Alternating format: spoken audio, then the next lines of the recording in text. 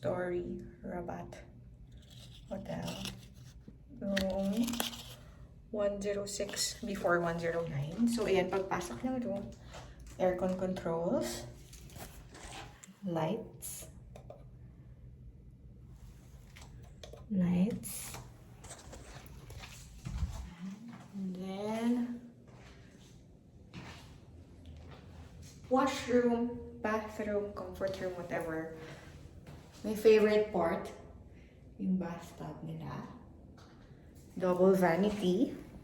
Pang couple. Wala naman tayong kasama suite.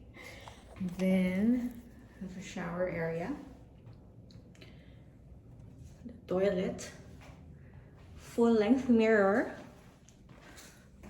Cabinet. My things. Mga damit ko. Tapos, coffee machine. Coffee machine, kettle. Snacks. Ref. What?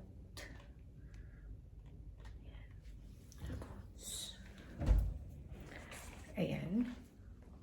Bed. Then, chairs.